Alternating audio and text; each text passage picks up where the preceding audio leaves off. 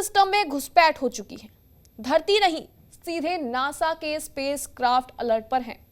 एक ऐसा Interstellar comet जो किसी और सोलर सिस्टम से आया है और अब नासा की पूरी स्पेस फ्लीट उसकी निगरानी कर रही है। नाम है 3I एटलस। ये सिर्फ एक कॉमेट नहीं, ये एक कॉस्मिक मिस्ट्री है जो कभी वापस नहीं लौटेगा। जी हाँ, आपने बिल्कुल सही सुना। आज की इस वीडियो में हम आपको बताएंगे कि आखिर इस 3I एटलस की पूरी कहानी क्या है, और तो और आपको ये भी हम बताएंगे कि 3I एटलस को कई मिशन के तहत बारीकी से ऑब्जर्व करने पर साइंटिस्ट को क्या मिला है। नमस्कार, स्वागत है आपका जी न्यूज़ के इस डिजिटल प्लेटफॉर्म पर और मैं हूं आपके साथ कनिष्का मिश्रा।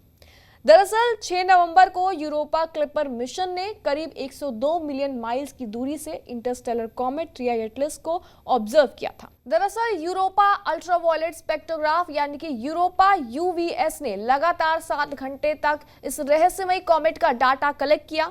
इस बीच पहले हम आपको ये बता दें कि आखिर ये यूरोपा UVS करता क्या है।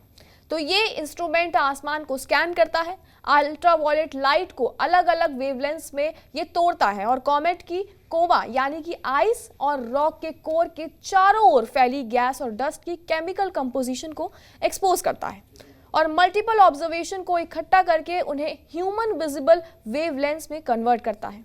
और नासा ने इस कॉमेट की विजिबल इमेज तैयार कर ली है। साथ ही आपको बता दें कि यूरोपा UVS को जुपिटर की मून यूरोपा के लिए डिजाइन किया गया था, लेकिन नासा ने इस रेयर अपॉर्चुनिटी को नहीं छोड़ा।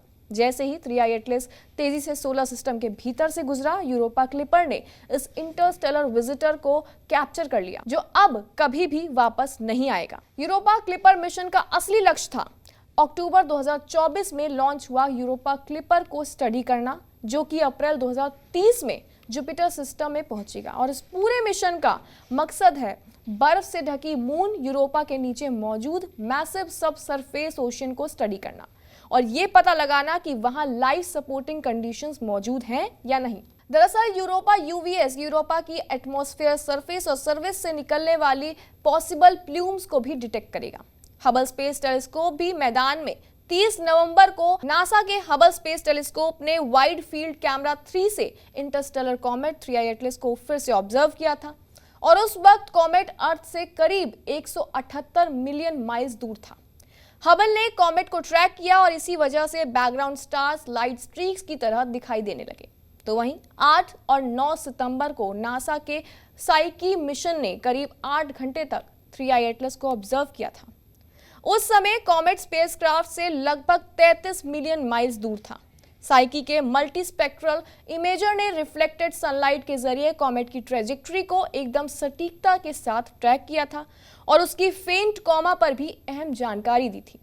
हालांकि नासा का स्टीरियो मिशन, जिसे सन की एक्टिविटी स्टडी करने के लिए बनाया गया था, 11 सितंबर से 2 अक्टूबर तक 3I एटलस को ऑब्जर्व करता रहा।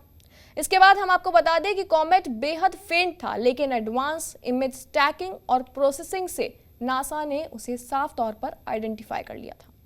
लेकिन सबसे ऐतिहासिक पल तो वो था जब हजारों कॉमेट्स देखने के बावजूद ये पहली बार है जब नासा की हेलो फिजिक्स मिशंस ने जानबूझकर किसी दूसरे सोलर सिस्टम से आए ऑब्जेक्ट को ऑब्जर्व किया है।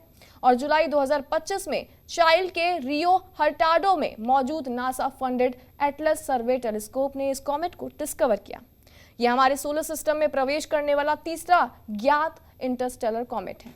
हालांकि 3I एटलस धरती के लिए कोई खतरा नहीं है, लेकिन ये एक रेयर मौका है दूसरे सोलर सिस्टम की केमिस्ट्री, स्ट्रक्चर और ओरिजिन को समझने का, इससे पहले कि ये कॉमेट हमेशा के लिए इंटरस्टेलर स्पेस में गायब हो जाए। आपको बता दें कि ये सिर्फ एक कॉमेट नहीं है, ये ब्रह्मांड का वो संदेश है जो लाखों सालों बाद हमारे सोलर सिस्टम तक पहुंचा है और अब नासा उसे हर एंगल से डिकोड कर रहा है।